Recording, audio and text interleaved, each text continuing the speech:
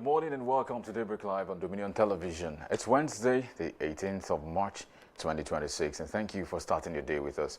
I'm Anulu Akbo Ido. And I'm Oluwayemi Adelakon. We are glad to have you join us as we bring you the stories and conversations shaping the day.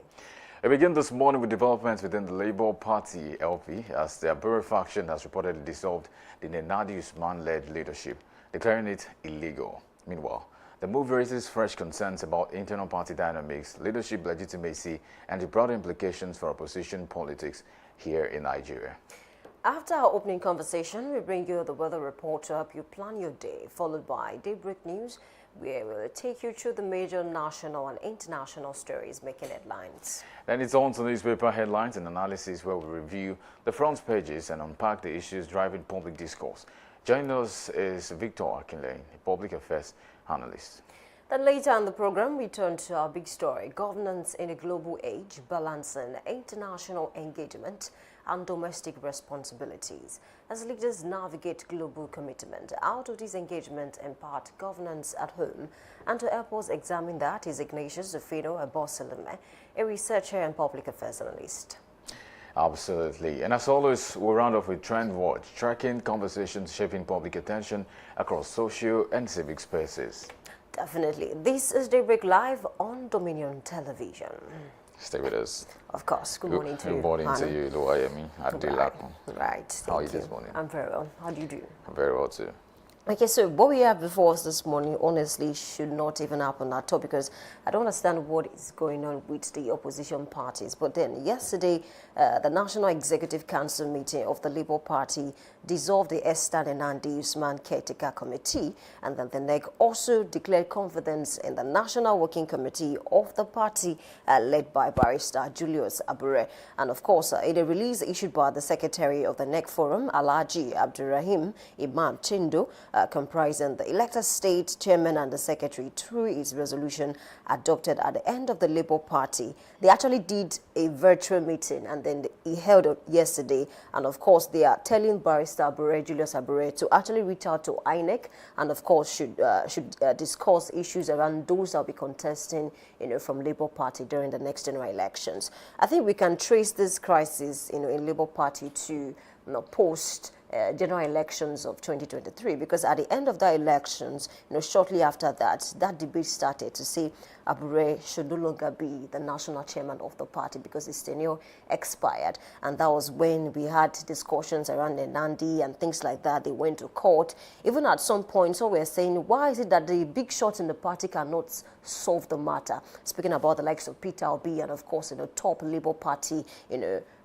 politicians at that time, but they couldn't solve the issue. They went to court, they dragged it for months, and at the end of the day, last month, Nenandi was recognized, and then she went to the party secretariat, assumed her office and position, and there were even issues, if you watch videos online, when she went to the national secretariat. But then, in a shocking, news, we heard this yesterday that the NEC, is saying that Nenandi, they are going to disband, or they already disbanded, our caretaker committee, and of course, they are replacing her with Abure. So it's a lot to unpack. And then, if care is not taken, I read a particular news, a few days ago, and I would also love to read it out to you so that you can understand. And this is coming from the ADC. ADC raises alarm ahead of 2027. The African Democratic Congress says it will resist an alleged plot to make President Bola Ahmed Tinubu the only viable presidential candidate in 2027. If these opposition parties cannot put their house in order, how sure are we that we are not going to end up with maybe one or two candidates for the presidential elections? Because, the only party, the only opposition party that is looking like they might actually field a candidate for the presidential election is ADC. And then look at what is going on in the Labour Party. I'm very sure that Nenandi will take this up, and then they will go to court again and drag this for weeks or months. And then according to the INEC, there's a stipulated time where you're supposed to have your primaries so that you can actually field candidates for the next election. So if care is not taken, they might not meet up with the standard of INEC. Another party of particular concern is PDP.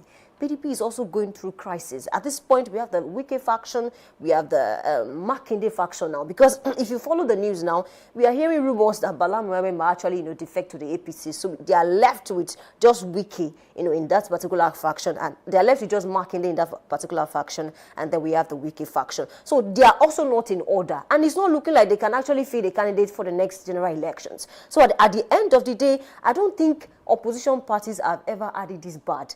Start from 1999, down to 2026. I don't think they've ever had it this bad in terms of internal crisis. They always find a way to solve it, maybe towards the election or towards the primaries. But with what we are having, with what we are saying now, it's not looking like these opposition parties, except from the ADC, can actually field candidates, have good proper primaries before the next election. And at the end of the day, they leave the electorate with no choice. And then the electorate, some will tell you, oh, we don't feel like voting. And that's the problem. So the people should have right to choose from, a list of candidates. Do not subject them to choosing from just one or two candidates, in terms of voting. It's really sad, and I don't know how we got here in the first place. And one more thing is, most Nigerians feel like INEC should stop interfering in the internal affairs of these political parties. And of course, the court. Some have even accused the court and the judges of, trying to play to the tunes of some of these, politicians in terms of, internal crisis. It's really sad. I think I'm going to start from the angle that you stopped at, exactly about how opposition parties are really not trying, especially if you have to consider that elections is just a few months away. Maybe to add up to that is April 23rd to May 30 is the time given according to INEC's timetable for primaries to be conducted in parties. And that's also a big deal for every party that is worrying right now, because we can see it's more like everybody is in disorder, disarray, disharmony. But we understand this. At some point I was thinking yesterday, and I was asking myself a question that, is there anything called political spell?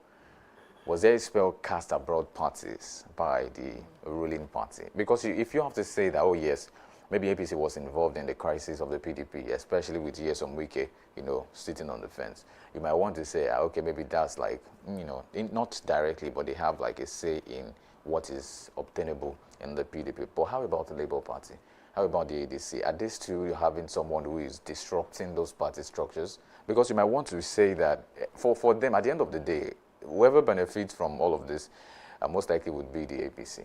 Whatever the faction, whatever the fights you guys are having in your party, the APC will they'll get the better of all of this fight eventually. But I just wanted to say that maybe the genesis of this issue was post 2023, and that was after the main opposition figure at the time, who happens to be like the central mobilizing figure in the Labour Party, and I'm talking about Peter Obi. After Peter Obi defected after the old election, and so that was the genesis. After he did not win in 2023, and then the exit of Peter Obi caused a lot of problems. I think one of the things they could have called the strength of the Labour Party at the time was the youth figure. You could tell that a lot of youth, even maybe some of them did not eventually vote, but a good number of them were on social media, raising attention, raising the dust, especially about Peter Obi, supporting Peter Obi. A good number of youth, you can tell that the bulk of the people supporting Peter Obi at the time were young people. But, what do you say now? Because after his defection, some of them lost trust even in the system to say something you build, something we are building, all of a sudden you are moving because of interest. So it makes them to think maybe Peter Obi is also one of them, because the argument from there was that Peter Obi is going to be not like them, because he's spoken against the government of the day, and he said a lot of things that he's about to do at the time. Unfortunately, he could not do. So his departure actually removed a lot of things, especially structure. And this is the case now. Oftentimes in the political party structure in the country, when there is a unifying figure or a big name in the party, and the big name defects, the party becomes nothing. It crumbles almost totally. And you could also, maybe in a way, I was trying to look at an envisage of what will happen come post-2027, 2031. We've been talking about APC having a good number of states in the country, which is a plus for them. But how about 2031, when Tinubu Ashwaju will not be able to contest again at the time? Who's going to hold the fort for the APC? Because we might see the same thing that's happening in every other party.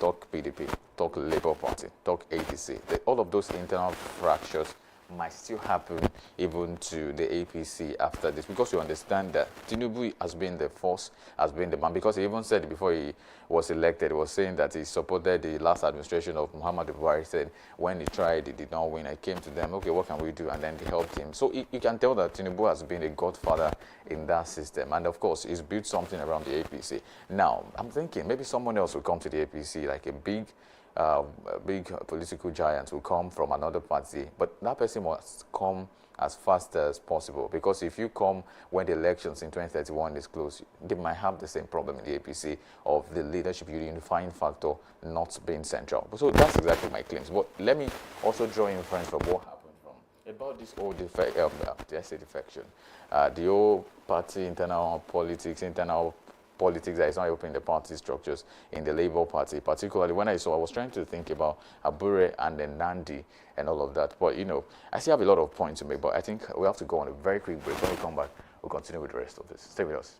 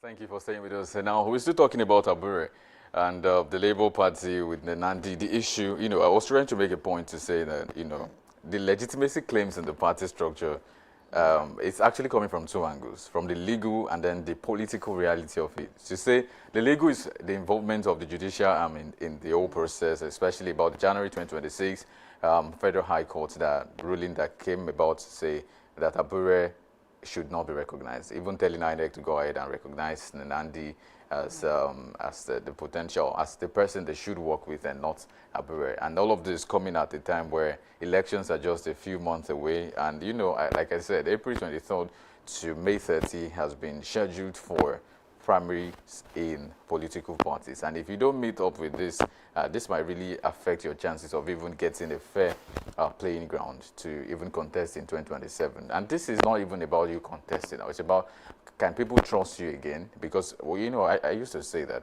trust is gained in trickles, in drops, but it is lost in buckets and tanks. So if you say that you had the same number of people you had 2023, I'm not so sure you have the same number now, especially after the defection of Peter Obi. And I also mentioned that a good number of youth are following this particular party, Labour Party, for example, especially 2023. They were supporting everywhere. There's so many, you know, concerns about, you know, Peter Obi being the savior at the time, to say Peter Obi is better off every other candidate, and eventually it did not win, and then it defected. So a lot of people are going to also defect, but not defect to some parties. Some would defect to their homes. They will not even vote again because they have lost trust in the system and even in the Labour Party as well. So I mean, it calls for a lot of things to even think about. Also, like you also mentioned, that INEC's position, which is undermining Abure's claims as well, because of that particular court ruling that allowed for INEC to recognize the Nandi, is also something that, you know, you might want to think about. That even if Abure declares the Nandi's leadership illegal, electoral legitimacy lies with whoever INEC recognizes. So if INEC says the Nandi is who we are following, is who we agree to be based on the court ruling, you know, but some would argue to say it is not really the judicial system that decides for parties. It is internal. Whatever happens in the internal structure within the internal fabrics of that party is what they follow. But, you know, the argument is still on, because some would say, what about the political angle to it, with the political reality, the interest and all of this, and what about maybe the INEC and then court ruling as well? But, you know, all of this work together. But we can also see that this fragmentation is really not going to help them come 2027. There's no way. In fact, some have even said maybe LP should forget about it. If you're following LP, you probably need to change, maybe cross carpet, as they are also doing, I mean, political leaders in the country. But let me finalize my thought to say, you know, we understand that the Supreme Court's 2025 Federal High Court ruling have shaped leadership outcomes, but the matter is still at the Court of Appeal, which means that there's uncertainty in that particular ruling and all of that. But, you know, I think I did a bit of data to see how that since 2019, over 1,000 pre- and post-election cases have involved party leadership disputes in Nigeria. So what does this say? It says that we have found a way to always disrupt political systems, political party structure systems in the country through the courts. Some would say that it's okay to go to the court, but should the court be the first case? Should it be the first result? It should be, I mean, I don't know, but I think in my own view, in my own opinion, it should be that the courts should be at the last, when everything has dabaru, not when you just have a little fracas in the party and everybody's trying to run into court. If you involve court so much, you make your party insignificant. You make it incapacitated by doing that, because of course, everybody is scared. Oh, what's the court going to say? What's the court not saying? And all of that. But you can have a system where we have leadership that is structured in the party, and then they do. And I was going to mention that structure is also important. We've understood that the current political system we run in the country is not ideological, and is non-structural. Because this is why, oftentimes when people move from one party to the other, you want to ask, why did you move?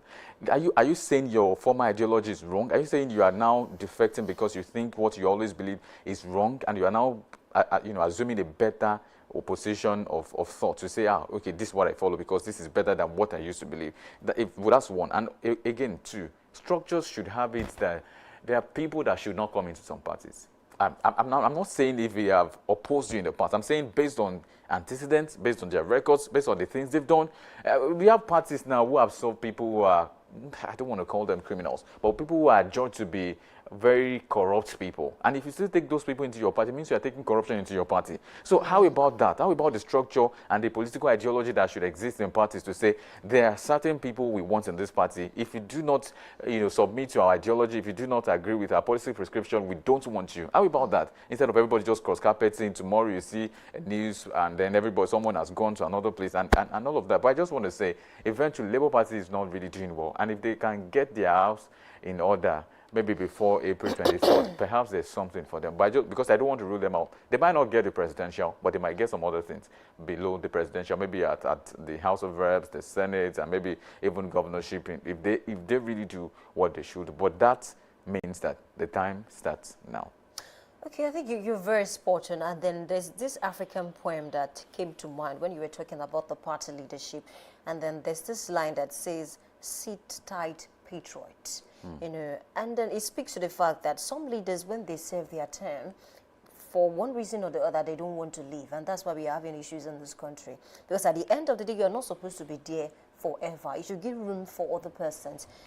I believe the Labour Party, they have like a party constitution that they run with. So even before all this INEC and the court to weigh in on the matter, they can solve all these issues without even involving these people. And that's why I said, even when Peter Obi was in the party before he defected, they were having this crisis. And then most persons felt like if Peter Obi cannot solve, you know, minor issues like this before he escalated, how is it supposed, how can he convince Nigerians that it can rule exactly a country of over 200 million people? So it's really sad that at the end of the day, we have gotten to this point with the Labour Party. And then I recall there was a time that some politicians were accusing APC of trying to cause issues on the opposition parties just so they would not be able to, field candidates at the end of the day. So it's really sad. And then just like I mentioned the other time, if care is not taken, the Labour Party might not be able to field candidates. And I recall a few months back, Dati Baba Ahmed, that's the person who was the running mate to Peter Obi in the last election, declared his intention to run as president. But his intention might not actually materialize at the end of the day if they cannot solve this matter. So apart from him, I'm not seeing any other person that has shown interest in contesting as president, from the Labour Party. Even the People's Democratic Party as it stands now, it's a lot. So that's why you begin to wonder, even APC, you mentioned that APC might have issues maybe after Tinubu leaves. Even currently, they're having issues. It's just that one thing about APC is they know how to manage their own internal crisis. It's not so obvious to the public. And that's one thing they enjoy. That's what sets them apart, compared to other political parties. Because look at those governors that are defecting from, one party to the other. Do you know that some governors, take Governor Dauda Lawal, for instance, of Zamfara State, there was somebody that was the leader of that party in Zamfara State before he defected to APC. Now, what happens to that person now that he defected? So these are the issues. Look at all these states where governors are defecting from their state. Somebody was the party leader in that state before that defection. And probably they've been having someone to say, this is the person we are feeding for the candidacy. Exactly. For candidacy. And so if you come now, you become the head of the party in a sense. And especially for governors who are still planning to contest for re-election, it's going to become a problem. So I don't know how APC will manage that. But just like I used to say, I don't know. I like to liken that party to the former Oyo Empire because they have similarities and, of course, differences. If care is not taken, they might have big issues before the general elections. And I used to say that we have not seen the best of defections yet. I bet it with you. Some politicians will still leave that APC to other parties by the time, their interest, is clashing, because it will definitely clash at some point. Other persons who felt like, okay, now that I'm in the APC, I can do this, I can do that. But look at these defections now. Some persons will try to say, even Bala Mohammed, we heard rumors, we are not sure whether it's true or not, that at the end of the day, he wants to remain or retain the party leadership in his own state. Somebody was a party leader before he came on board. So I don't know, good luck to the APC and good luck to the opposition parties as well. And just like you mentioned, even if it's a spell, maybe they find a way to actually cleanse themselves of all this spell before the next election, for the sake of the electorate, because it's going to be very sad if we don't have more than 2 candidates for presidential elections. Allow the people to vote for whoever they want to vote for. Don't limit their choice. Let's not encourage political apathy, because this is what it might actually lead to. You might encourage some persons to stay back at home because they will say, it's just 2 persons, let them just continue to vote. That's why even on this set, we try to encourage Nigerians that your vote is your power. When you don't vote, you have no right whatsoever to complain about whosoever it is, that becomes the president or the governor of your state. Go out to vote, participate, and then when you vote, then leave it to the electorate, whosoever it is that, wins the election. So this is the issue that we have in our hands this morning, and then it speaks to the general election, honestly. I'll just round off my thoughts to say that, the only thing necessary for evil to prevail in a land is that good men do nothing. And that's exactly the case. But I think parties going forward should find a way to contest. Whether or not you have all you need, whether or not you have the structures in place, find a way to resolve your internal crisis. Everybody come together, even if you would not win the presidential election. At least you have made a statement. And the statement is we can be trusted come 2031. Because I know we are so short-sighted. We are myopic in our views. We don't think about, because I often wonder why a lot of people would say a lot of things, and some people will even do some things. And then you wonder, does this person not know that there is future? Does this person not know that there's posterity? People do you live know, in the moment. So if you don't understand that, I mean, that's exactly one of the things we see in the political sphere in the country, how that people just do. Even our political ideologies are based on what will favor us come 4 years, come 8 years. That's the best we do. We don't really do that much to say, okay, what about 50 years? What about this party structure in 50 years, 100 years? What can we do? Because we understand this should be the priority of every party. Think beyond the now. Think beyond becoming the big or the leader now. Think about how you can still retain the position of authority come 20, come 50 years. I think looking forward is what we should now think about. But I think this is a good place to probably end the conversation. Definitely. Just like I mentioned earlier, good luck to the opposition parties and, of course, the ruling party. And let's cross to weather report, and we start with Ibadan this morning. Weather feels like 29 degrees Celsius in Ibadan, and later in the morning is expected to be around 31 degrees Celsius, partly cloudy around 2%, and in the afternoon we have 36 degrees Celsius, partly cloudy around 24%. You might want to note that for persons outside already, or maybe you are still home. And the evening we have 29 degrees Celsius, mostly clear, around 24%, a little bit tricky. And overnight we have 26 degrees Celsius, mostly cloudy, around 24%, and that's what we have for Ibadan. About 117 kilometers drive away from where you started, that's Ibadan, to Lagos now. There's not so much of differences between Ibadan and Lagos. Of course, 28 degrees Celsius is what the weather will be averagely, partly cloudy in Lagos State today. And the morning is that at 31 degrees Celsius, expected to be partly cloudy.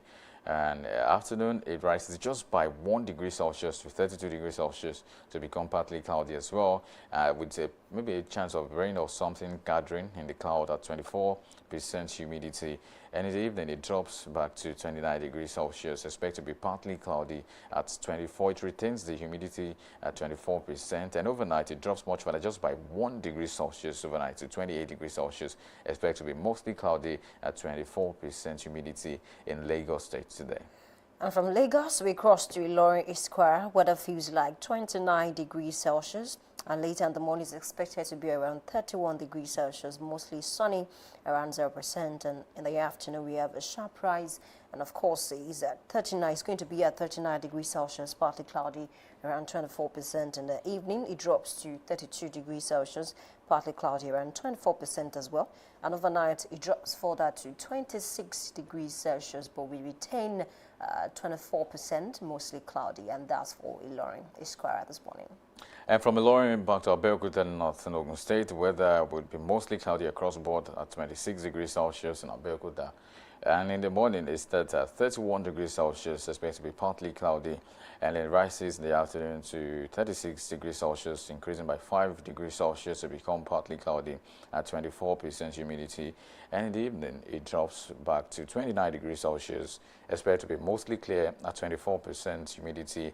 And it drops much further by 2 degrees Celsius overnight to 27 degrees Celsius, expected to be cloudy in Abeokuta and North Ogun State today. And from Abeokuta, let's cross to Osogbo, Osun State. Weather feels like 25 degrees Celsius. And later in the morning is expected to be around 30 degrees Celsius, partly cloudy around 1%. In the afternoon, we have 37 degrees Celsius, partly cloudy around 0%.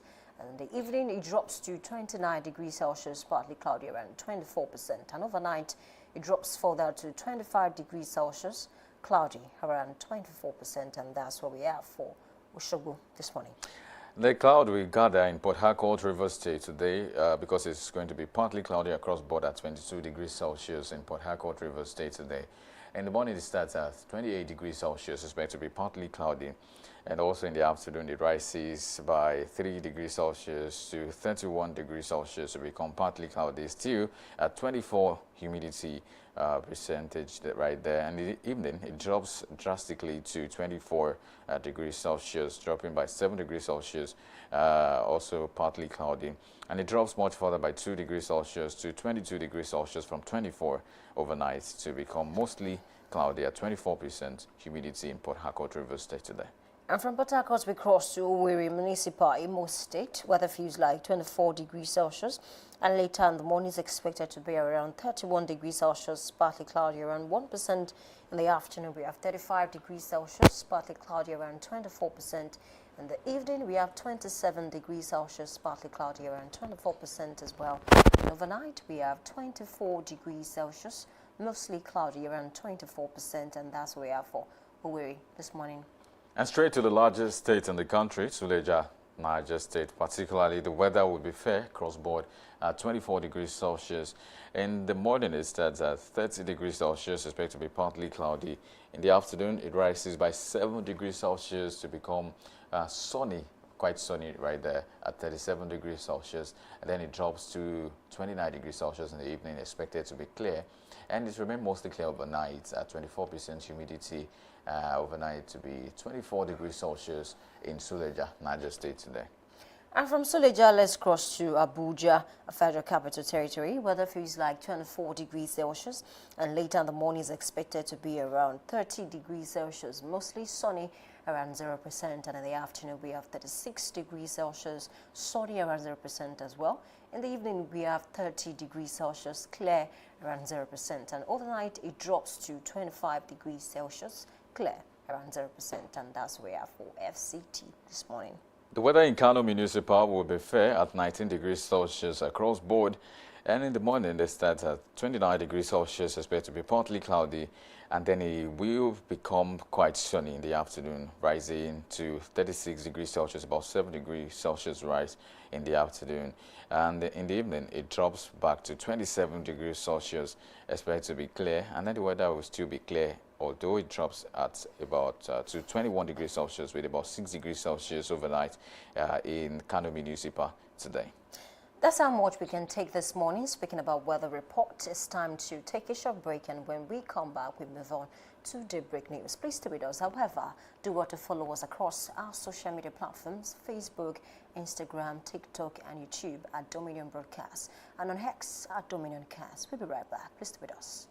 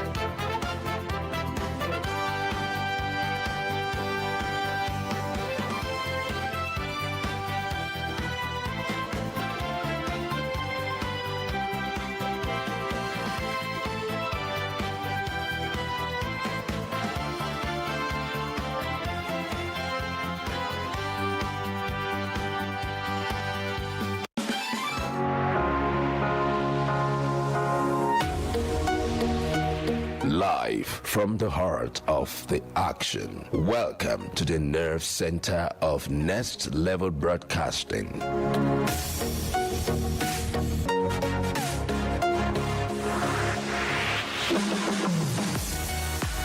This is the OB van, where the studio meets the street. Equipped with cutting-edge cameras, crystal clear audio, real-time switching, and broadcast control, we don't just capture moments, we deliver the experience live. Anywhere, anytime, from stadiums to red carpets, breaking news to buzzing festivals, weddings, birthdays, and all sorts of ceremonies. We bring the world to your screen in real time. It's not just a van, it's a complete mobile production house, a command center, a broadcast beast. This is more than a broadcast. This is the OB van difference. Live, loud, limitless.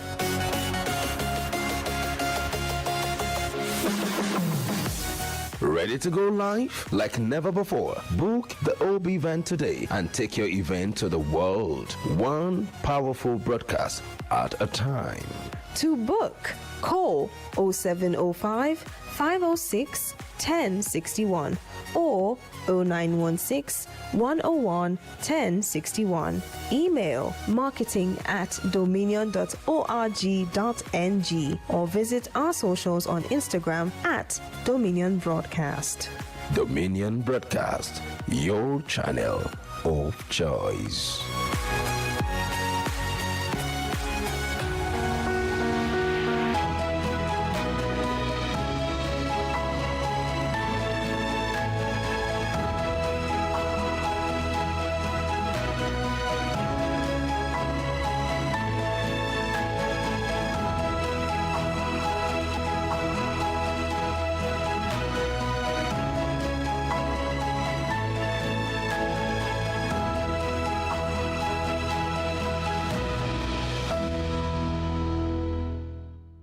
Hello and welcome to Daybreak News on Dominion Television, Ibadan.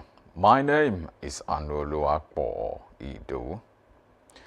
The federal government has introduced a new consumer credit product called Fly Now Pay Later, aimed at making domestic air travel more accessible to Nigerians. The Nigerian Consumer Credit Corporation, Credit Corp, disclosed this in an announcement posted on its X handle, stating that the initiative would allow eligible customers to book local flights and repay the cost over time through structured financing. According to Credit Corp, the scheme is designed to remove the upfront financial barrier that often delays important trips for many Nigerians. The launch comes amid growing concerns over the rising cost of domestic air travel in Nigeria, with many citizens facing affordability challenges despite increasing demand for intra-country connectivity. The Nigerian Bar Association (NBA) has condemned an alleged courtroom incident involving Justice Mohammed Umar, who ordered lawyer Masha Abubakar, lead defense counsel to activist Omoyele Sowore, to kneel during proceedings at the Federal High Court in Abuja. The association, in a statement issued by its president, Afam Osigwe, described the reported directive as inconsistent with judicial standards and undermining the dignity of the legal profession, acknowledging that judges are empowered to maintain order and discipline. Osigwe reiterated that the NBA remains committed to defending the right and dignity of its members while upholding the authority of the judiciary, emphasizing the need for professional conduct that reinforces trust in Nigeria's courts. Oyo State government has advised residents and farmers across the state to remain vigilant and adhere strictly to government advisories to prevent flooding and safeguard lives and property as the rainy season approaches. This was contained in a statement issued by the Commissioner for Environment and Natural Resources, Ademola Derito, in Ibadan, where the Commissioner detailed that the state government is working closely with the Oyo State Emergency Management Agency and using early warning systems from the World Bank-supported Ibadan Urban Flood Management Project to alert communities ahead of possible floods. Aderito added that waterways, drainage channels, and rivers across the state are being cleared of debris to ensure free water flow, thereby cautioning farmers against planting too early and urging residents to report illegal development along waterways to safeguard lives and property. The Nigerian Union of Teachers (NUT) in Oyo State has said it will intensify the training and retraining of teachers and sustain legal action against violence and other forms of misconduct in schools. Oyo State NUT Chairman Raji Oladimeji made a statement in Ibadan, adding that the union has scheduled regular capacity building program aimed at updating teachers' knowledge and improving classroom delivery. He added that the initiative targets state officers and branch executives, including local government chairmen, secretaries, and treasurers. On school safety, he said the union takes incidents such as cultism, bullying, and attacks on teachers very seriously, reporting cases promptly to security agencies and instituting legal action where necessary. Residents across Ibadan Electricity Distribution Company IBDC franchise areas continue to experience persistent power outages as the company attributes the situation to a near collapse of the national grid and dwindling electricity supply. Our correspondent Damlola Daudu has the details. A recent briefing, an electrical engineer at the Ibadan Electricity Distribution Company, Engineer Gabriel Olaifa, disclosed that the company is currently receiving far below the electricity required to effectively serve its coverage areas. According to him, the company needs an average of 2,000 megawatts to meet demand but has historically received only about 400 megawatts at peak periods. Presently, supply has dropped further to between 200 and 300 megawatts. On generation, the official revealed that the Nigerian's power output has been significantly affected by the disputes over gas payments between the government and generation companies, with about 80% of the country's electricity dependent on gas-fired plants. Many facilities have reportedly shut down due to non-payment issues. For transmission, the transmission companies of Nigeria is responsible for wheeling power from generation companies to distribution firms. However, limited generation means that only a fraction of the required electricity is transmitted nationwide. The thermal generation stations used gas, and the thermal generation gas plants that we have in Nigeria is 80% of the energy required in this country, while hydro take 20%. Speaking further, the regional head of the Ibadan Electricity Distribution Company, Oluwasogo Olufayo, explained that as a distribution company, IBEDC has no control over the volume of electricity it receives. The regional head emphasized that the situation has been further worsened by repeated system collapse of the national grid in recent months. The official described that the sector has been operating on survival level, noting that multiple collapses were recorded in both January and preceding months, signaling deep-rooted instability in the system. It's important for us to also understand how the system works. We are distributors. We don't have control over this product called electricity. There is the generation, there is the transmission, and then we are the distribution. Addressing public concerns over perceived disparities in power distribution, the official explained that supply allocation is largely determined by technical constraints, including the capacity of the 33 kV lines and the load received by the transmission company, rather than preferential treatment. The called for public understanding, stressing that the challenges faced by the power sector are systemic and required coordinated solution across all levels of the electricity value chain. Damilola Daudu reporting for Dominion News. Yes, you're on to Daybreak News and now to business. Nigeria's food inflation rate rose to 12.12% year-on-year in February 2026, reversing the single-digit level recorded in January and signaling renewed pressure on household food costs. Data from the Consumer Price Index report released by the National Bureau of Statistics (NBS) showed that the indicator increased from 8.89% in January 2026 to 12.12% in February, representing a rise of 3.23 percentage points. On a month-on-month basis, food prices rose by 4.69% in February, reflecting a resurgence in short-term price pressures across food markets. Meanwhile, NBS attributed the increase to rising prices of several staple items across the country. And finally, in sport, the Nigeria Football Federation (NFF) is preparing a formal response to a communication from FIFA regarding its petition against the Democratic Republic of the Congo national football team over alleged player eligibility violations. NFF Secretary General Mohamed Sanusi confirmed to sport journalists that FIFA has formally contacted the Federation regarding the petition and that the NFF is currently reviewing the correspondence and working on an official reply. However, Sanusi declined to disclose specific details of FIFA's letter during its remarks. Meanwhile, the development leaves the case unresolved, with Nigeria's prospect of participation in the Intercontinental Playoffs still uncertain pending FIFA's final decision. You can visit our website on www.dominion.org.ng to watch us live and interact with us. You can also follow us across our social media platforms on Facebook, Instagram, TikTok, YouTube, and LinkedIn at Dominion Broadcast and X at Dominion Cast. And I end the Daybreak News on Dominion Television. I am Anuluakpo Edo. Thank you for watching.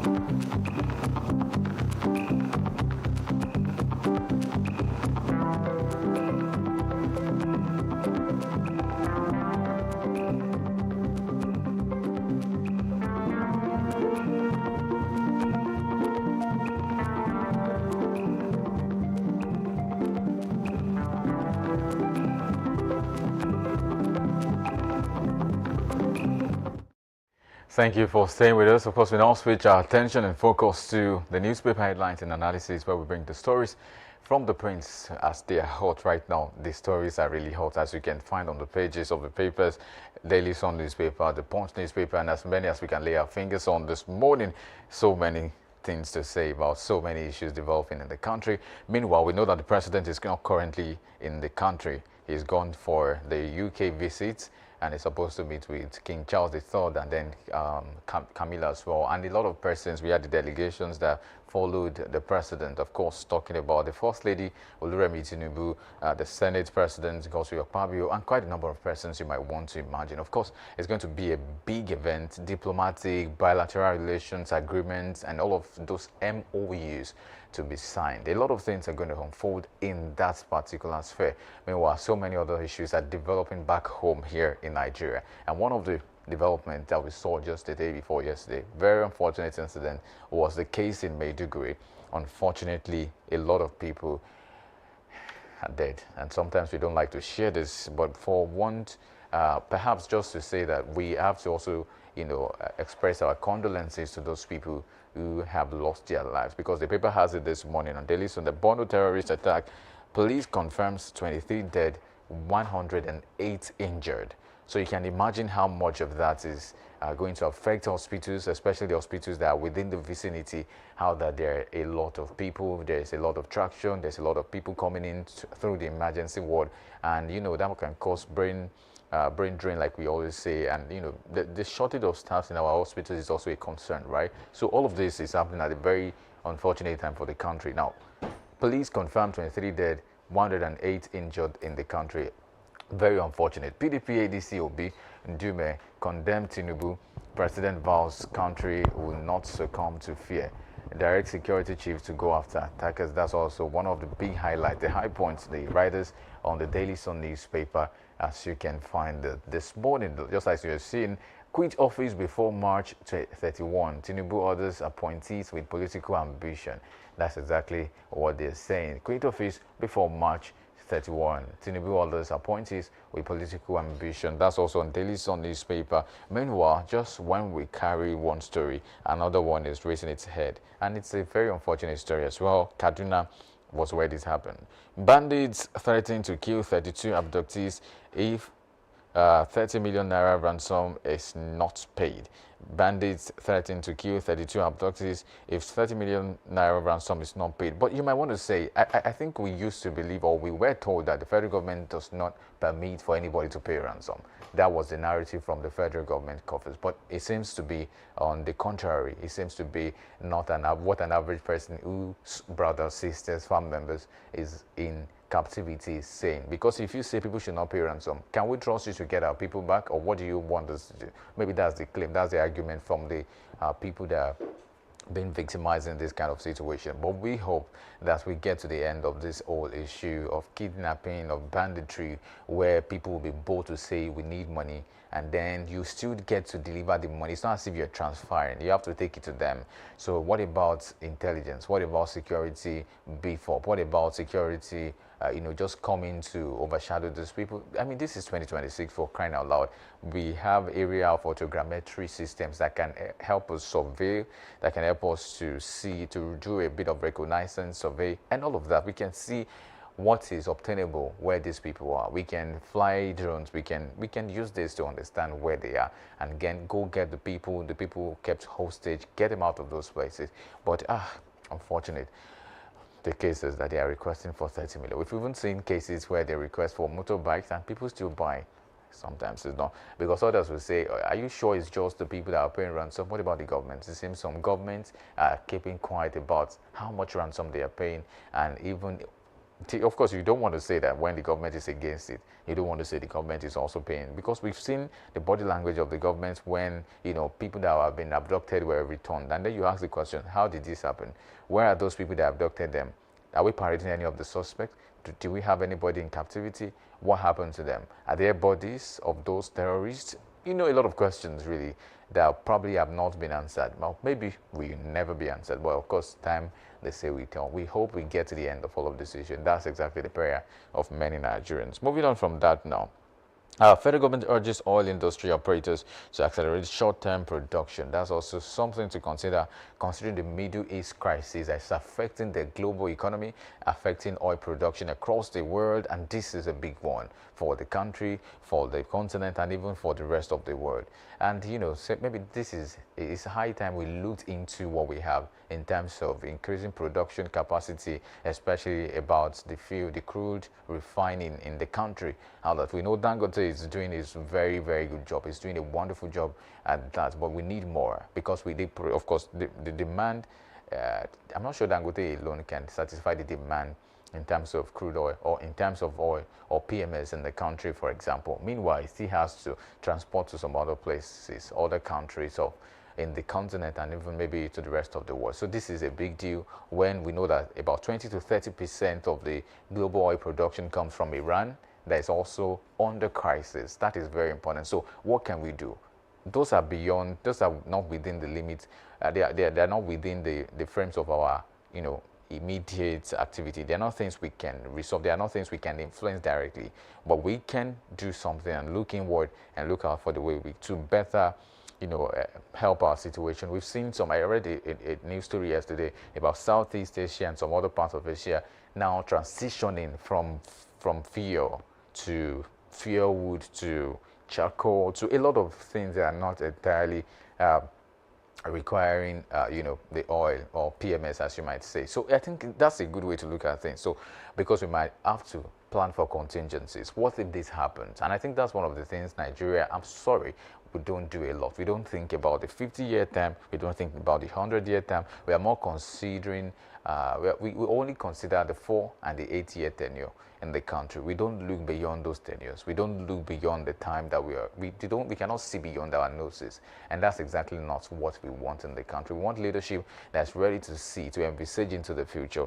And I think that's the claims of many Nigerians. I'll move on from that newspaper now to Vanguard newspaper to see what the Vanguard has on its Vanguard in terms of story. The big caption on Vanguard newspaper says, Maiduguri explosions. It's talking about survivors recount ordeals, service chiefs relocate to Borno.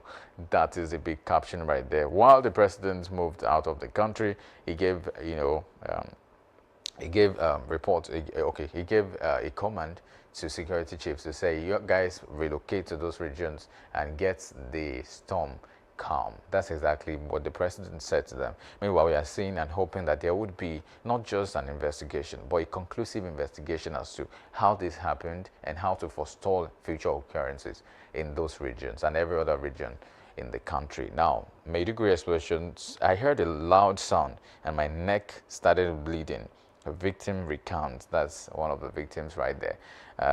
23 dead, 108 injured in multiple suicide attacks, says Borno Police Command. Terrorists deploying multiple suicide bombers into Maiduguri. That's the army say. Okay, so according to what they have found out, the terrorists are deploying multiple suicide bombers into Maiduguri. Tinubu condemns attack, asks security chiefs to relocate to Maiduguri. Northern governors in Dume condemn attack, call for urgent action. This is exactly the case, as you can see it in the point. Meanwhile, as you also see, Tinubu's wife arrived UK for state visit. That is also something to talk about. You can see the president and then his wife. That's the First Lady, Oluremi Tinubu, right on your screen, as you can see. Meanwhile, Keyamo orders probe into Akure airport intrusion. That is also something to check out this morning. You might want to find out this morning. Middle East crisis. U.S. counterterrorism director resigns over Iran war. Iran's national security chief, Lajani, others die in Israeli strikes. That's also one of the stories making the rounds across the world, as you can find that story. Meanwhile, 2027, resigned by March 31. That's the president saying. Meanwhile, Nelfund released something that 1.16 million students benefit from 206 billion naira Nelfund loans. That is also a thing to consider right there. A story of interest to many Nigerians. No judge has power to order lawyer to kneel in court. That's exactly the story that we broke yesterday as well. That happened to, one of the lead counsel, Omoyele Showore, who was told to kneel down in the court by the judge. So a lot of persons came about, having different angles to this story to say, well, you don't have a legal standing or a moral justification to say to a legal practitioner to kneel down. Others are also saying that you know that you should not professionally raise your voice against your superior, and that's in the case of a judge. That's the Lord. That's why they call them Lord, right? And I was trying to check the meaning, the Latin meaning, or the Greek meaning of Lord means adorn, and it means like someone who is superior, someone you respond to, someone you submit to, right? So I mean, even in the context of the legal system, you understand there are certain things that you cannot say. The presiding officer over the house in the courtroom is the judge. The judge cannot be disrespected, and because if a judge is disrespected, that means the laws of the land is being disrespected, and you don't want to try that. So the judge has a legal backing, a legal standing to say some things, to maybe to give out punishment. Some have said you could also maybe sue the person or take the person in for especially for court contempt and all of that. You can do a lot of things, maybe a revoking license, which is, I'm not so sure that would require that. But if exactly, you can do that as well. You can suspend, you can do a lot of things, write a petition to the chambers that the person is representing and talk to the disciplinary committee to find something to do. There are a lot of ways to do this sanctioning, and not just to say, you come out of the dock. Now kneel down, because that was the issue. I'm not sure if you see the video, you understand what I'm trying to say. So you know, that's exactly the case. This is a father, this is a brother, this is a friend, this is somebody who is considered a legal fellow, who is considered a learned fellow at that. You don't want to, and exactly because you understand the world has been so public now, right? So whatever you do, you just might not, of course, maybe in some court proceedings, phones, cameras are not allowed. But in certain cases that we have now, some people would get these stories out. I don't know how to do it. I don't know if that is even within the confines of law, or perhaps the legal system would agree to that. I don't know. But whichever way, we have that video, that clip to say where, you know, the judge was asking, you know, a legal defendant to kneel down in the court of law. But anyway, that's exactly about the story. NBA, the Nigerian Bar Association, has said this is a far cry. This is not what we represent. This is not what we stand for. And that's exactly the case right there. But moving on from that story as well, terrorists threaten to kill 32 abducted Kaduna villagers over 30 million naira ransom. I took the story the other time. Tinubu's UK visit sports investment, dues, job creation. That is also a big thing to consider, how the meeting is going to have a lot of angles to it. There are different meetings and post meetings and maybe fireside chats, and as well a lot of organizations are coming together to say, yes, we want to understand what your presidency or your government is doing, how it can help the country. And it seems everybody's trying to help Nigeria, because I think I wrote an article not so long ago, and I was writing about how you have to be loyal to many people because you have many bilateral relations that you are subscribed to. So for example, Nigeria is subscribed to bilateral relations between Nigeria and Turkey. That's one. Saudi Arabia, to countries like, of course, the recent one, we know China has been, maybe Russia too, and then Brazil. There's a lot of, so how do you, and then the United States and the United Kingdom, how do you now manage the interest of those people, especially at times when they have conflicting opinion or conflicting ideology? How do you manage that? You are in the middle. You are borrowing from here, you are lending from there, you are getting grant from here, you are transacting from there. And so you are in the midst of a lot of persons that might have conflicting interest over time. And how do you manage that? If they say, we need you to help us do something in this land, would you be able to do it? Because now you submit to these people, now you owe these people some money, and you understand the whole diplomatic situation. Sometimes it's difficult to be diplomatic, especially when issues have gone, you know, way overboard, and there seems to be no remedy at hand. That's exactly the case. But we'll keep our fingers crossed and see what becomes of all of this, as we see the UK visit that starts today and is going to last also till tomorrow. Many things to come. Fingers crossed, like we say, for the development that would come into the country, Nigeria. Moving on from that story, Keyamo orders probe into Akure Airport intrusion. The Akure Airport intrusion, we understand, is a funny case, but maybe not so funny, because we had conflicting communications from different portals, right? The FAN, Federal Airport Authority, they came out to say, you know what, we got bandits. You know, that was the way they said it. We captured bandits. And the police came out to say some days later, you know what you said was wrong. There is no bandit in this state. And you ask the question, how about the collaboration between those parties? How about informing the police and the police doing their investigation and due diligence to get the story, so you can understand what happened, the pros and cons, and how it all unfolded, and then give a report to the Nigerian people? Because we also say that if there's something to say, there's a way to say it. And if there's a way to say it, there's a time to say it as well. How do you now balance all of this when we have conflicting communications coming from the FAN authority as well as the police authority? It does not speak well of a unilateral system. It does not speak well of a coordination system that should be the case of the Nigerian state. state. We understand everybody's working together for the betterment and the better good of this country. So if the police is working for Nigeria, then the fund is working for Nigeria. How can they then be disagreeing over issues like this? Because it tells of a distrust and a disharmony between them, a discord that should not be.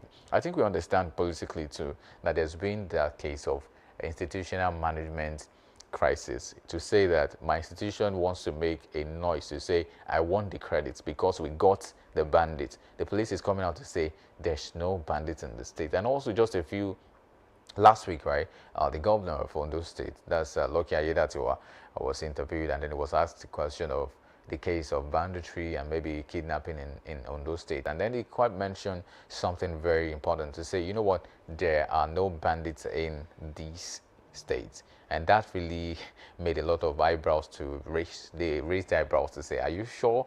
He said after the Owo massacre, there was no other case of banditry. The bandits have not entered into Ondo. And a lot of people are saying, so why do we hear stories here today and another story there tomorrow that someone has been kidnapped in Ondo, another person has been maimed, another person has been lynched, and a lot of stories, you know. But, you know, the governor said, you know what, the police have the report. There is no case of banditry. Maybe that is the sequel. Exactly. That was the prequel to this sequel of the police coming out to say there is no bandits, or there was no bad. That the people that were apprehended are just bandit enablers. They are suppliers. They're not bandits.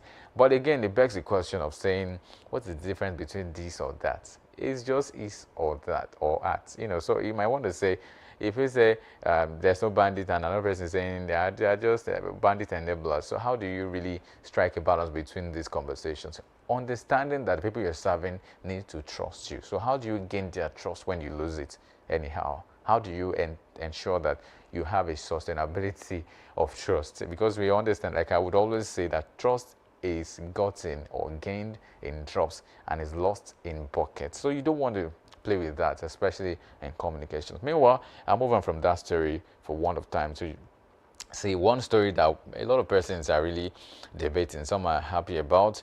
That's about the Eid al-Fitr. Federal government declares tomorrow, that's Thursday, Friday, public holiday. Someone is dancing, right? Oh my goodness. Well, some people will dance, but some people might not dance because they understand whatever the case is, declare public holidays 7 times. Some people will still not have holidays, but it's just the nature of the job, and it's the love we have for it, right? And it makes so much sense because a lot of people are saying it's good exactly for the people who have fasted this long to have a time of rest, to have a time when they can sit at home and enjoy the breeze, enjoy food for another time. But you know, that's exactly the conversation, while we also keep our fingers crossed to see what will develop after all of this, especially come 18 and 19 of this very month. I'm talking about next tomorrow as well, when the UK state visit will be over. What can we say, or what are we going to say shortly after? But exactly, maybe time, they say, we tell. Meanwhile, Daily Independent newspaper has some stories, especially on the economic side of things, to say banks, fintechs, creatives drive jobs surge, hefty investment. Banks and fintechs, creatives drive jobs surge, hefty investment. That's about Nigeria, UK business, about 800 million. That's a boom, right? On Daily Independent newspaper, as you can also see on your screen. Tinubu orders service chiefs to relocate to Maiduguri about the terrorist attack in Borno. Quite unfortunate. Meanwhile, ADC steps up preparation with comprehensive governance plan. That's about 2027. I think AVC is one of the people that are getting it right in the country, especially talking about the political system, the political structure that they have. April 23 to May 30 is when INEC gave on this time of your party primaries. You stand a chance to lose out, right? So I think APC is gathering up momentum, raising doors, doing everything they can do.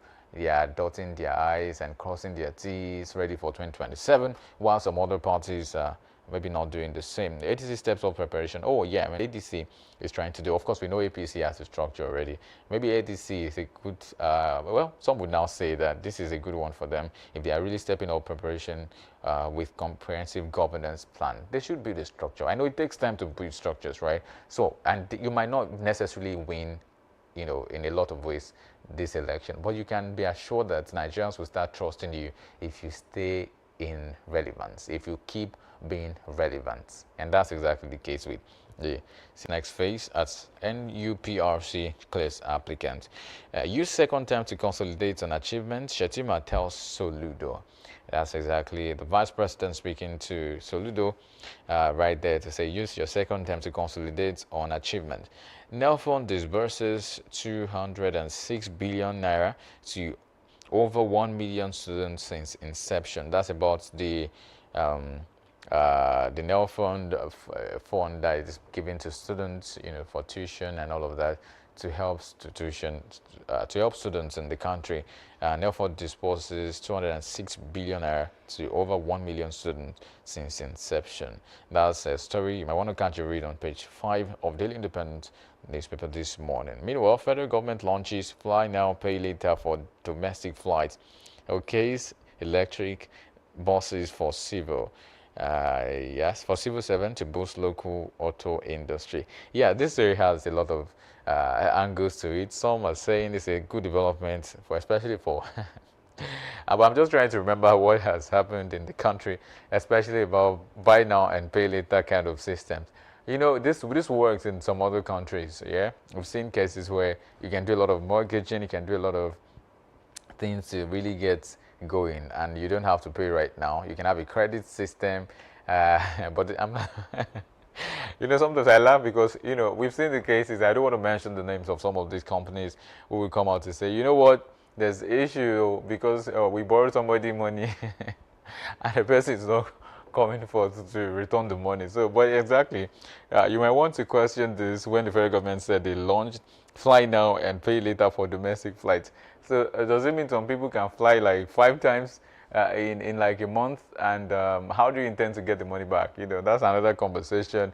Do we have a data repository, I mean to say now, to say that we can track people who have used this scheme and then we want to get the money back? Or is it going to be that the agreement is going to be you have someone to stand in for you, that if they don't get it from you, they'll use the BVN of the person to get the money. I don't know how they intend to do this, but some would say in some quarters this is good, especially for people who are business people who are traveling from one state to the other, and it's a good one, if you have to think about that. But what about the fact that how do you get this money back? How do you get the coordination? Because we've seen cases where, but anyway, that's just for another time. But we hope this works, actually. So, yes, I'll land on the Punch newspaper to see what the Punch is saying this morning. The Punch newspaper has on the bold caption about the Borno bombing. Unfortunate incident. Killing sparked fury. Defense chiefs move into Maiduguri. That's exactly how the Punch newspaper have the story. Nigeria won't succumb to terror. Tinubu vows as 23 killed in Borno and 108 injured. Quite sad. Governors condemn bombings, demand action. As you can also follow that story that's making the rounds across the country. Refineries is also on the spotlight. On the Punch newspaper says, refineries spend 5.7 trillion naira on foreign oil despite naira for crude policy.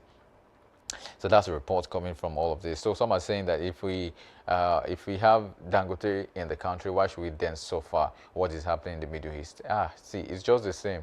That whatever happens to the eyes happens to the nose. Whatever happens to my hand happens to my body, because it's just a unilateral system. A system is an interconnected but units, everybody's connected and then is working together to make sure this system functions, right? And that's exactly the case. But refineries have spent about 5.7 trillion naira on foreign oil despite naira for crude policy. That's according to the story we have right there. Meanwhile, security on high alert nationwide after Borno blast. As federal government declares holidays, Sultan asks Muslims to observe moon. That is also something to talk about EU Fitri in the country, Nigeria. Meanwhile, 2027 is also a conversation for Tinubu. Ministers seeking office get March 31 resignation deadline. Also an interest of the Punch newspaper this morning. The down part of the Punch says, Nigeria secures 746 million pounds UK due to modernize port. Nigeria secures 746 million pounds UK due to modernize ports. That is also one of the agreements that has been signed by the President and the UK, especially at this UK state visit in at Windsor Castle, because that's where that event will be going on. And we understand also that that is the fourth time the Nigerian president would have to visit, the UK, especially to see maybe the Queen. Then it was the Queen, and now it's King Charles III. You understand that it has happened with Shehu Shagari and some other presidents in the country, and this is the fourth of its kind. Meanwhile, this is also the 37th year. It's like 37 years was the space between the last visit and this visit. And we understand also that ever since Queen Elizabeth started receiving this kind of courtesy visit, they've had about 112 visits from about 63 countries, including Nigeria. So this is making the sum of about Nigeria as like 4 times that it has visited, make it plus this one that the president has gone. So it makes a lot of sense to think about the possibilities that could come from this, especially now that Nigeria needs so much help with security and maybe business and economy as well. The UK is really raising their hand to say, we can help you from the abyss that you are. Maybe this is a good time to also talk about some other considerations. 114 you said 1914 amalgamation might also be on the table some way, somehow. Maybe some would say it's not the time for that conversation. But whatever conversation comes from there, we will take it with a pinch of salt. Meanwhile, Mohbad's family's lawyer questions labs capacity for DNA testing. I thought we have laid this issue to rest, but I think Mohbad's issue is not resting. That's also what we have right there. Meanwhile, to also speak of some other stories, hardship, labor pushes 154,000 minimum wage. That is another thing to think about. The last time we had the push, it was quite difficult for everybody to come to a reasonable consensus. It was difficult because there was, almost at the time, there was no national consensus as to what should be the living wage and what should be the minimum wage. Some have said we should stop using minimum wage and start using living wage. And living wage is being, the way they calculate living wage is that you have to think about everything that the person would talk about: food, talk about transport, talk about the prices of items in the market as well. And this would this will culminate into what you have as the living wage for an average person. Say a person who has a family of 2, 3 would need this amount, especially if it's working for the federal government or the state government, and it's on the lower cadre of earning. To say is the lowest level earner in the country should have at least, maybe some have said 80, others said 100, and now we know some states are paying 70, others are paying 80, like your state, for example. But it seems some people are taking it one step further because we've seen some states that are ready to pay much more than 80,000 naira. Meanwhile, labor will not stop, has not stopped, and this time around they're saying they want to push further to 154,000 naira minimum wage. Is this feasible? That would be the question, because there's even the conversations coming from the corners to say, why is it not feasible? Nigeria is rich, we have the money. So the argument of Nigeria doesn't have money would also mean that people will have to question the people that are earning billions and millions every month, especially, what we have to talk about is the House of Reps and the National Assembly. Those are the people that Nigerians are looking at, and even some parastatals and MDAs as well. They are earning just so much. Can they cut the cost of governance from those ends? That's the conversation. Well, how maybe it will not become juicy again when we have lawmakers that are not earning as much as they do, because I think from one of the analysis, an average senator might be entitled to about 25 million naira in a month, and that's maybe plus some allocations and allowance project, funding as well. And there's a lot of conversations around that corner. But will that be the case? You know what we say? Time will tell. That's exactly how we have it right there. Moving on from that as well, 30 days after ICPC fails to arraign El Rufai. That's also a story on Daily Trust newspaper that has the bold caption. It's more like a read. You might want to catch a read on that particular newspaper. Federal government declares Thursday, Friday public holiday, especially about the Eid-el-Fitr in the country, Nigeria. Resigned before March 31, Tinubu tells appointees seeking elective offices. On Daily Trust, as you can see, Tinubu and the imperatives of cooperative federalism. Also on Daily Trust newspaper, something to look out for on page 24 of Daily Trust newspaper this morning. Maiduguri blast. Army warns of multiple suicide bombers in Borno.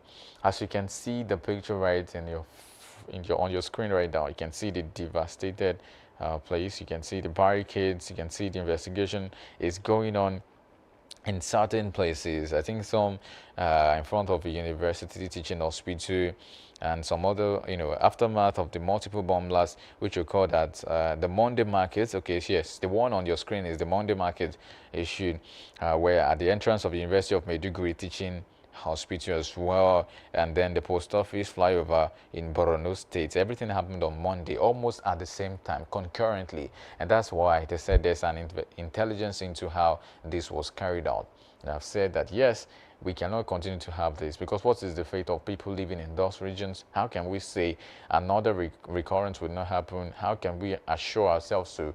Because these are public places where people gather, and that's why we have that number. 23 people are confirmed dead as we speak. 108 people are injured, and we are still counting losses. And we pray that those who got injured will, get back to their full fitness, their health will spring back to life, and that's what we're praying, so we don't have further casualties. Because we have 23 people died or killed in a day, I'm not sure that's the way a country would like to go. A country that is even at war does not count that much. Some have even related the Nigerian situation to say Nigeria is worse than a country at war. Some countries are at war and they don't have 23 people killed in a day, but we have the narrative in the country, and it's very unfortunate when we are not even at war. Perhaps one would say maybe it's a country that is at war with itself, but any other way.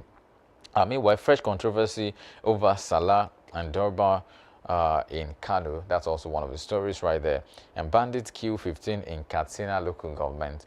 I hope someday we'll be able to wake up with no story of killing, with no story of people losing their lives in the country. U.S. Director of Counterterrorism resigns over Iran war. Of course, there was a letter to that effect that he wrote to the President Donald Trump about the Iran war. Right there, especially as it's happening in the Middle East. And some are even saying that maybe Trump is or was possessed by just ambition and power, that it's not being strategic. But that's the issue as we have it still unfolding, especially in the Middle East with the US, Israel, and Iran as well. That's all of that this morning. For want of time, we might need to end this conversation, because many other stories will still come, but that will be shortly after this break on the big story. Stay with us and don't go nowhere.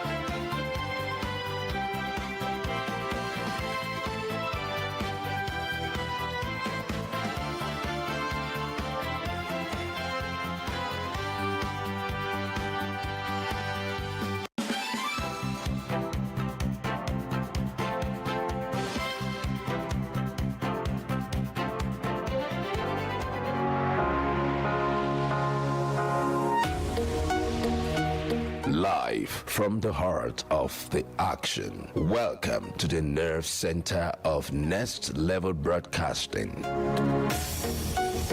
Command Center, a broadcast beast. This is more than a broadcast. This is the OB Van difference. Friends. Live, loud, limitless.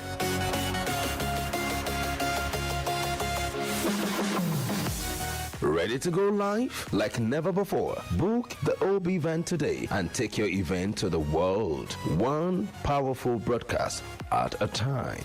To book, call 0705 506 1061 or 0916 101 1061. Email marketing@dominion.org.ng or visit our socials on Instagram @Dominion Broadcast. Dominion Broadcast, your channel of choice.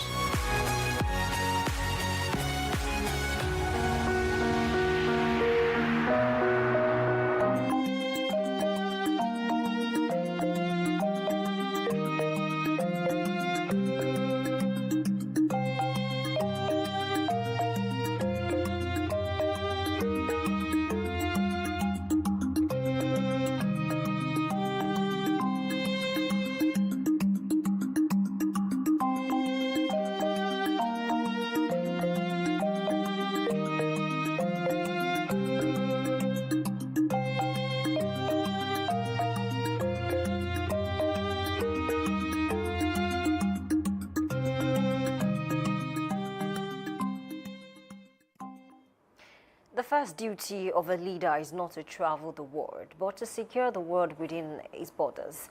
Good morning and of course welcome to the big story. I'm Oluwayemi Adelako and today we examine a thought-provoking issue. Governance in a global age, balancing international engagement and domestic responsibilities. In today's intercontinental world, governance no longer exists in isolation. Leaders must engage globally, seeking partnerships, investment, and diplomatic strength, while also confronting pressing realities at home. This delicate balance defines our conversation. Nigeria's history offers us moments of reflection. During the height of the Boko Haram insurgency under Goodluck Jonathan, there were instances when his foreign trips drew criticism, especially as insecurity escalated in the northeast. Similarly, during the administration of Muhammadu Buhari, even as he traveled abroad for medical and diplomatic reasons, debates persisted about leadership presence during crises like insurgent attacks and banditry. Go further back and you'll find that even in times of national strain, Nigerian leaders often maintained international engagement, arguing that diplomacy and global alliances are essential tools in solving domestic challenges. Yet, public perception has always been clear. When insecurity bites hard, citizens expect visible, immediate leadership at home.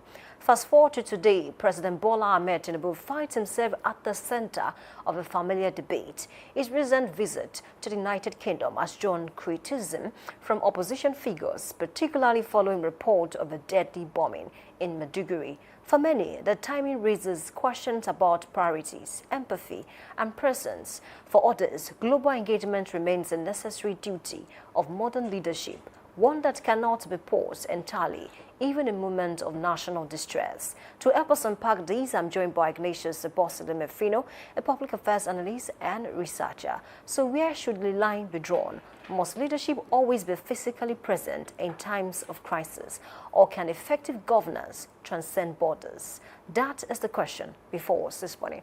I welcome you, Mefino. Good morning. Good morning, Yimi. Good morning to you. I was so delighted with that intro. Thank you. The first duty of a leader is not to travel to the world, but to secure the world within its borders.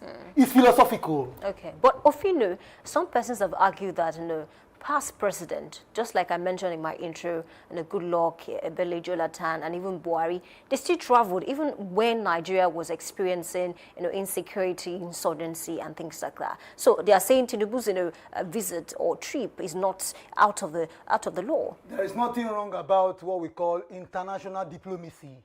You have to build bridges across the world, not walls. I repeat again, there is nothing wrong about international diplomacy. countries must learn to build bridges across the world and not walls. Okay. Now, that is why you see independent nations having embassies in almost all countries of the world in order to ensure that we have what we call unity in the world. And that is what we call global diversity. But it's rather sad and unfortunate that in our own part of the world, the excesses are there on the part of the leader. How come, Mr. President of the Federal Republic of Nigeria, one time or the other, we had a presidential clinic in Aso Rock. When the president was sick, he was flown abroad. State funds were being spent for his medical trip and for his medical treatment. Till date, they have not told Nigeria how much that was being spent.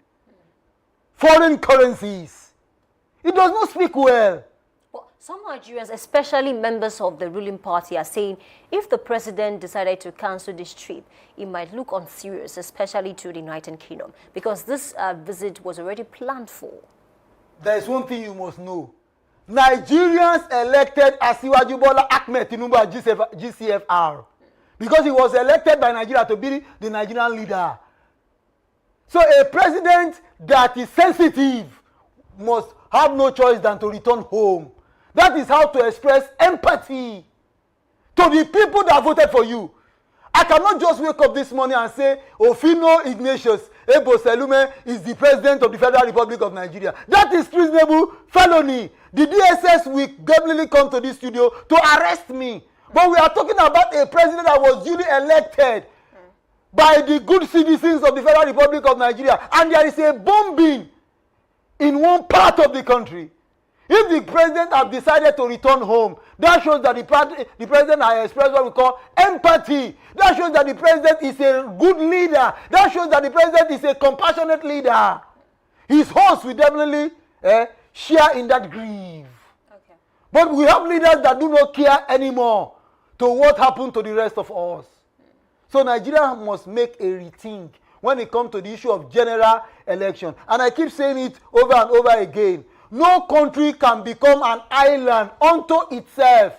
You have to learn to build what? Bridges, diplomatic bridges. That is why in every country of the world, there is what we call foreign policies when it comes to the issue of public governance.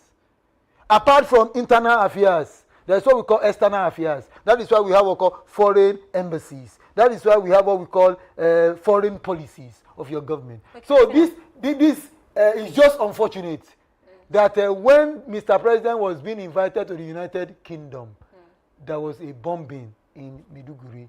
And Maiduguri happened to be one of the state capitals in Nigeria. Some are even saying maybe it was intentional on the part of the bombers. If you are saying that it was intentional or not intentional, there is one thing you must know. The image of the country is at stake. Then the reputation of Mr. President is also at stake. He has an ambition for a second term in office. There was one time the king of pop released an album. They don't really care about us anymore. I'm talking about no other person than Michael Jackson of blessed memory.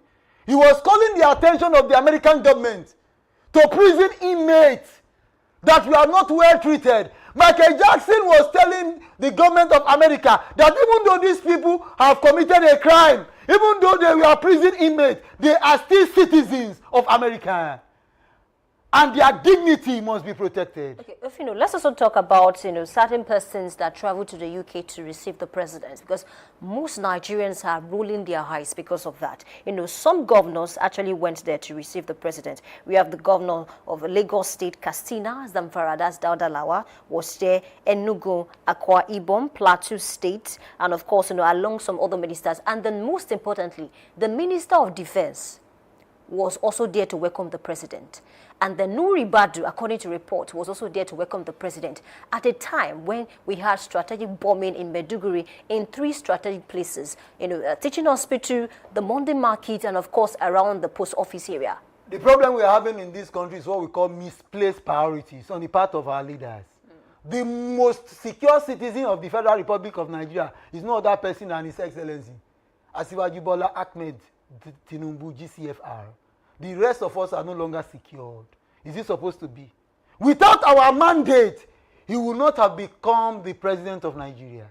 Because of the people's mandate, that is why he can travel abroad and also be recognized as the leader of Nigeria. Because the people decided to vote for him as their leader. But look at it now. The people are in distress. They are in distress. NSA, National Security Advisor to the president, definitely he must be part of the trip. Because the life of the president must never be put in jeopardy. But what about the lives of Nigerians? Must the life of the Nigerians too be put into jeopardy? No. Okay, are you saying the defense minister should also travel with the president? What happened? It was a misplaced priority. Okay. Now we have the Minister of Defense. Then we have what called the Minister of State for Defense. 2 of them didn't travel. It was only one of them that traveled. Does that suffice? I mean, in a time where something serious was going on in so long it was only one of them that traveled, I don't think anything is wrong about that. Okay. Because when you're talking about your president, you must secure the life of your president too. Nothing more happened to him. As the president, he represents the totality of your country. When you see His Excellency Asiwaju Bola Ahmed Tinubu GCFR, you cannot separate Nigeria from him. I, Ignatius, I'm not the president of Nigeria. If I should be invited into an international summit today, they will just say, I'm just a delegate. But when they see Asiwaju Bola Ahmed Tinubu, they see Nigeria being represented in that meeting. So he was invited for a state visit. So there is nothing wrong if the Minister of Defense decides to go with the president. There would have been a problem if both of them went, the Minister of Defense and the Minister of State for Defense.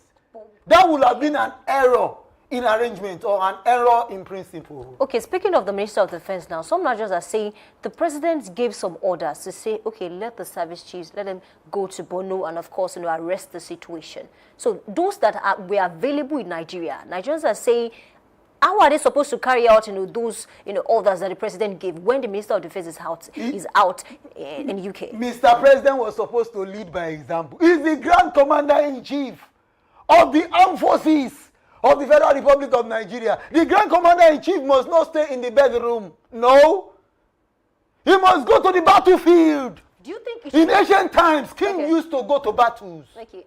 I read some tweets yesterday, and some Nigerians are calling for the entrenchment of this law in the Constitution to say if there's maybe bombing attack in the country or maybe insurgency, it should be entrenched in the Constitution that the president must postpone any foreign trip. Let's assume there are bombings on a daily basis.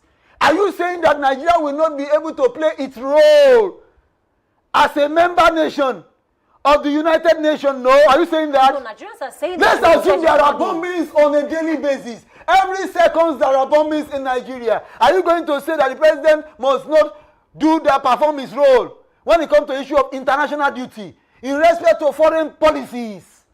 The foreign policies is there. That is why we are having what we call foreign embassies. What about Nigerians in the diaspora?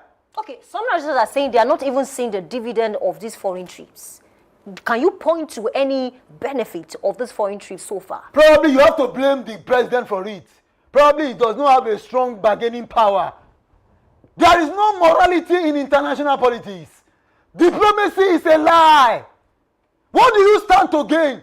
Sometimes your host determine they impose their own terms on you. That has been the issue. Probably they were imposing their own terms on Nigeria. And Nigerian president actually does not really understand the politics and intrigues involved in international politics and diplomacy. As the president, you must tell them that you cannot impose your own term on us. Tell us your own term. We are also going to tell you our own term too. Then we reach a consensus. There will be a trade-off and a compromise. That is how to do it. What about the issue of foreign direct investment? You want my oil. I want your technology. That is how it should be. I have crude oil, natural resources. You have the technology. So there must be technology transfer. You are gaining. I'm also gaining. But when you are saying that you only need my oil and you refuse to give me the technology, that shows that you are only gaining. Me, I'm losing. So you have to understand the intrigues and the politics involved in international affairs. That is why I like this subject called political economy. When we are talking about political economy, it means what? The study of political science plus economics. So the president of any country must understand political science and economics. When you're talking about economics, how do you run the economy? When you're talking about political science, you're talking about how do I govern the people? Okay, Ofino, let's take a look at the tweet. The president tweeted in 2014, I read, Nigeria's security situation is precarious. Nigerians are tired of excuses and explanations. They want protection for their lives and property. If you put that side by side with what is going on in Nigeria today, how valid is that statement, that tweet that he made in 2014? That tweet he made, actually, the president has now shot himself on the leg. The president is overwhelmed. So when you're talking about national security, you should declare what we call a national state of emergency on the issue of what? Security in Nigeria. Assuming, there is one thing you must know about politicians. Politicians in Nigeria, some of them always exaggerate facts. The president is there in the corridor of power now. He's in charge. When he was not in charge, he has every right to say whatever he wants to say. If I'm there, this is what I'm going to do. But now he's there. What is he actually doing? I remember when APC government were boasting that when we take over power in 2015, we will ensure that within 6 months there is nothing going to be called Boko Haram anymore. Buhari was elected, but what happened? He became helpless. He was overwhelmed. You don't lie under oath. It's just like the issue of a stable power supply. The president assured Nigerians that if I'm elected as the president and I do not give you stable power supply for 4 years, if I ask for a second term, don't give it to me. The ball now lies in the court of Nigeria to decide who governs them in 2027. Okay, Fino, let's talk about the Benue attack that happened last year. The president visited Benue but could not get to Yewata where the massacre happened because of the bad road. So some Nigerians are saying, especially the loyalists of the president, to say even if the president is around, even if he decides to suspend his trip, it might still not change much. Do you agree with that? That is a flimsy excuse on the part of the president. The president has a private jet. He has a private jet. Sometimes politically, the president, during general election, before he became the president was flying around from one state to the other within the southwest region. Okay.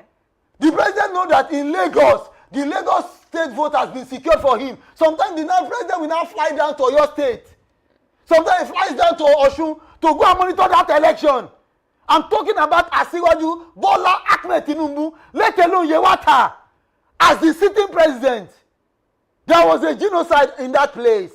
You are now complaining of bad road. Who is supposed to fix the bad road? Is it Ofino that's supposed to fix the road? Or the president himself, who was duly elected?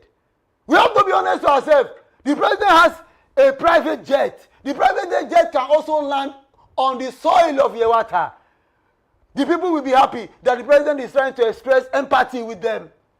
So the excuses he gave, those excuses are flimsy and unacceptable. Okay, let's conclude now, because some persons have made comparison with the military heads of state in the past, and then because they were heads of state and of course the commander-in-chief, so most of them reduced their maybe trips from 2-3 days to 2 days or just 1 day, just so they can come back home to solve the matter. So what do you think democratic elected president should do differently in terms of? It wasn't like that during the days of military. Okay. The West does not recognize military government.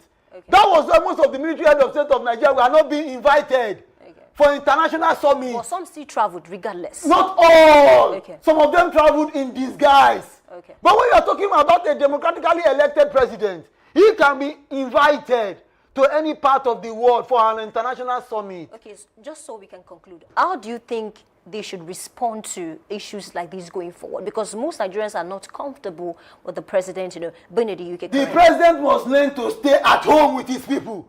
He should identify with them, identify with their plight, find a way of solving solution. There was one time they were accusing Alhaji Atiku Abubakar that it seems as if he's one of the citizens of Dubai. He was always domiciled in Dubai. I think now Alhaji Atiku Abubakar now is now domiciled in Nigeria. Probably because for political reasons. So our leaders must learn Okay. to be domiciled in the country called Nigeria. All right. I think a big thank you to you, Fino. We Thank need to you, go. Yemi, for having me this All morning. right. Leadership is tested not in comfort, but in a moment when a nation looks for reassurance. And of course, you've been listening to The Big Story with me, Oluwayemi Adelako, alongside our guest, Ignatius Boselume Fino, a public affairs analyst and researcher. From Goodluck Jonathan to Muhammadu Buhari and now Bola Ahmed Tinubu, Nigeria's story reveals a consistent tension between global responsibility and domestic urgency. In a global age, international engagement is inevitable, even necessary. But for citizens facing insecurity and uncertainty, presence is not just physical, it is symbolic. It reassures, it connects, and it leads. The challenge, therefore, is not choosing one over the other, but striking a balance that reflects both competence abroad and compassion at home. And that balance remains the true test of leadership. Thank you for being a part of Big Story today. We take a short break, and when we come back, we conclude the program. Please stay with us.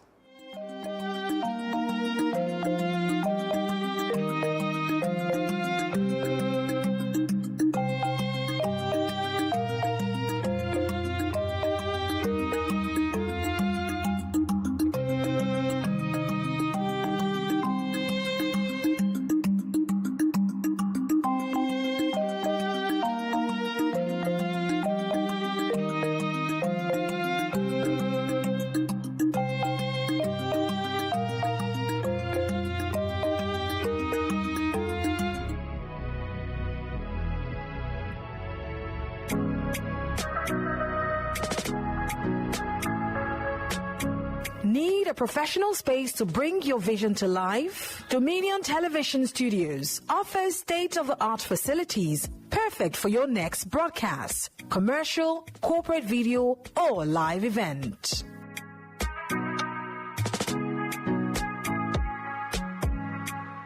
With flexible rental options, cutting-edge equipment, and a supportive team, we provide the perfect environment for high-quality productions. Unleash your creativity.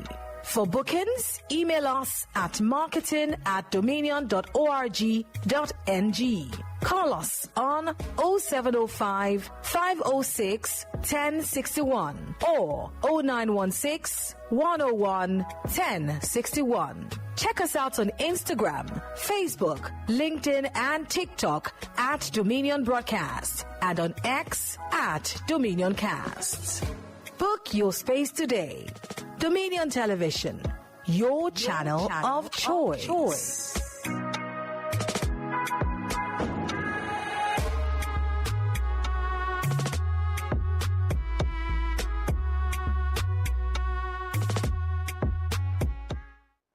Thank you for staying with us. And of course, that was a very notable conversation, something we should keep having, as we continue in our daily dealings. Speaking to whether the president should always be available, cancel his trips when we experience, bombing attacks across the country.